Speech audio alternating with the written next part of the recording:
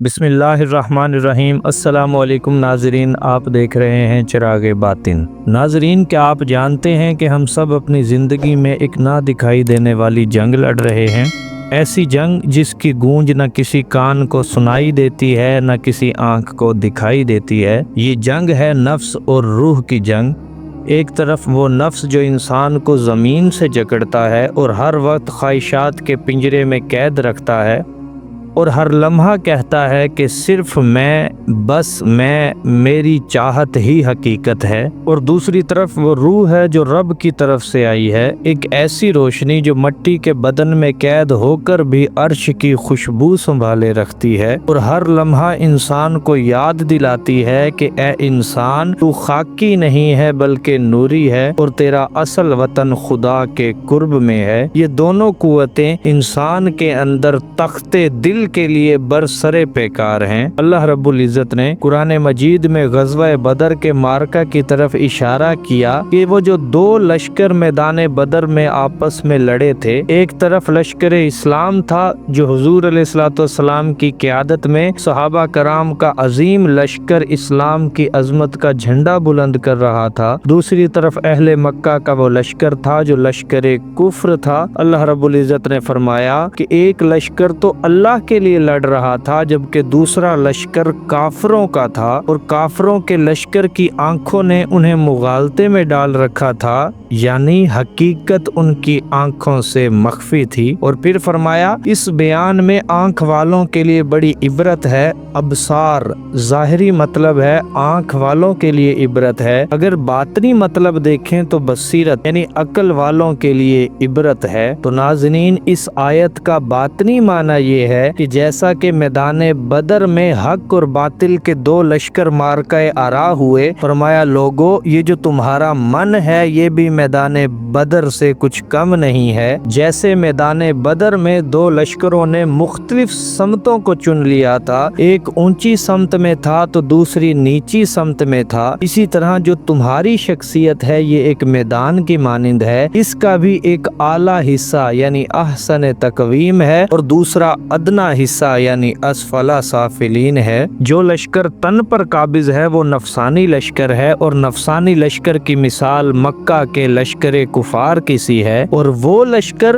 جس کا قبضہ تمہاری روح کے میدان پر ہے وہ روحانی لشکر ہے، اور اس روحانی لشکر کی مثال مدینہ کے لشکر صحابہ کی سی ہے۔ اب انسان کے وجود میں دو لشکر ہیں، ایک طرف نفس کا شیطانی لشکر ہے جبکہ دوسری طرف روح کا روحانی اور ربانی لشکر ہے، اور ان دونوں کے درمیان ایک جنگ جاری ہے۔ اللہ رب العزت نے انسان کو دو چیزوں کا مرکب بنایا، جسم اور روح کا مرکب۔ اب جسم کو من صلصال، جسم کو مٹی سے بنایا، اور پھر ونفخت فیہ من روحی، پھر اس جسم کے اندر اپنی روح پھونکی یعنی اپنے نور کا چراغ روشن کیا۔ جسم کا تعلق مٹی سے رکھا اور روح کا تعلق من روحی اپنی بارگاہ سے رکھا، اسی لیے روح کی پیاس معرفت الہی ہے۔ اب جسم بھی زور لگاتا ہے کہ میرا قبضہ اس دل پر ہو جائے، دل میرے جیسا ہو جائے، اور روح بھی جنگ لڑ رہی ہے اور چاہتی ہے کہ دل میرے جیسا ہو جائے۔ اگر دل جسم جیسا ہو جائے تو سیاہ ہو جائے گا، اور اگر دل روح جیسا ہو جائے تو روشن ہو جائے گا، عرش کی طرح ہو جائے گا۔ یاد رکھیے گا، دل ہمیشہ ایک معرکہ میں رہتا ہے، دل تقویٰ کی طرف بھی جاتا ہے اور کبھی فسق و فجور کی طرف بھی جاتا ہے، دل کبھی نیکی اور اطاعت کی طرف بھی جاتا ہے اور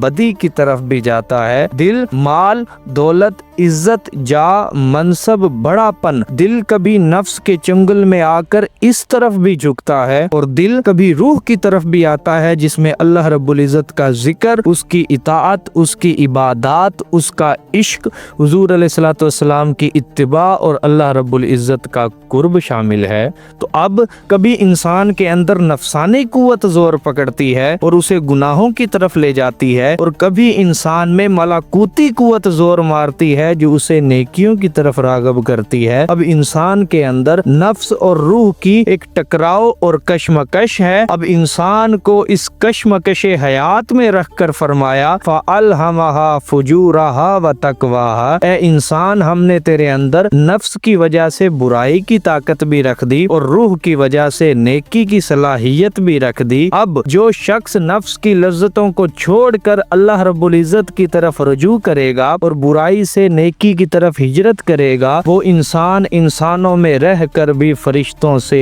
अफजल हो जाएगा। जिसने अपने नफ्स को बुराइयों से पाक किया वो फलाह पा गया, और जिसने उसे बुराइयों में मुलव्वस किया वो खसारे में रहा। इमाम शाफई रहमतुल्लाह अलैह फरमाते हैं, जो तुम्हारा नफ्स है अगर तुम उसे खैर में मसरूफ नहीं करते तो ये तुम्हें शर में मसरूफ कर देगा। नाजरीन, यहाँ एक गौर तलब बात ये है कि जिस्म मट्टी से बना है और मट्टी में चला जाता है, रूह फना नहीं होती बल्कि अल्लाह रब्बुल इज्जत के पास चली जाती है। अब तकवा ये है, अल्लाह चाहता है कि ए बंदे, जिस हाल में मैंने तुम्हें रूह दी उसी हाल में मुझे वापस लौटा। इसे करप्ट करके ना लौटा, उसे खराबो तारीक करके ना लौटा। जिस तरह रोशन मुज़य्यन चमकती धमकती मेरा जिक्र करती नौरानी रूह जिस हालत में मैंने तुम्हें दी, मुझे उसी हाल में इस रूह को वापस लौटाओ। ये तकवा है। मिसाल के तौर पर आप एक घर कुछ अरसा के लिए किराए पर लेते हैं। अब जिस हाल में घर लिया था उसी हालत में मालिक को वापस करना होता है। अगर आप उसमें खराबी या तोड़ फोड़ करेंगे तो आपको पे करना पड़ता है, और इसी पे करने को